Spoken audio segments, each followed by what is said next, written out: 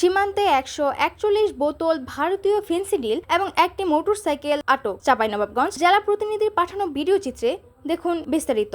11 June 2025 তারিখ কিরণগঞ্জ সীমান্ত দিয়ে ঈদ উপলক্ষে বিপুল পরিমাণে মাদকদ্রব্য পাচার হওয়ার সম্ভাবনা রয়েছে। এই প্রেক্ষিতে অত্র ব্যাটালিয়নের অধিনায়ক লেফটেন্যান্ট কর্নেল গুলাম কিবরিয়া বিজিওএম এর পরিকল্পনা ও নির্দেশনায় কিরণগঞ্জ বিওপির একটি বিশেষ টহল দল সীমান্ত পিলার 180/1S হতে আনুমানিক 1 কিলোমিটার বাংলাদেশের অভ্যন্তরে চাঁপাইনবাবগঞ্জ জেলার শিবগঞ্জ থানাধীন বিনোদপুর ইউনিয়নের টাপ্পুর গ্রামের পাকা রাস্তার উপর যানবাহন তল্লাশি অভিযান পরিচালনা করে। উক্ত অভিযান পরিচালনাকালীন 2 জন মোটরসাইকেল আরোহী বিজিবি টহল দলের উপস্থিতির টের পেয়ে আনুমানিক 100 গজ দূরে মোটরসাইকেল ফেলে পালিয়ে যায়। পরবর্তীতে টহল দল 11:15 ঘটিকায় মোটরসাইকেলটি তল্লাশি করে সিট কভারের নিচে এবং তেলের ট্যাঙ্কির পাশে অভিনব কায়দায় লুকায়িত অবস্থায় 141 বোতল ভারতীয় ফেন্সিডিল উদ্ধার করতে সক্ষম হয় এবং মোটরসাইকেলটি অর্থাৎ অ্যাপাচি RTR 160 সিসি জব্দ করা হয়। আটককৃত মালামাল শিবগঞ্জ থানায় হস্তান্তরের কার্যক্রম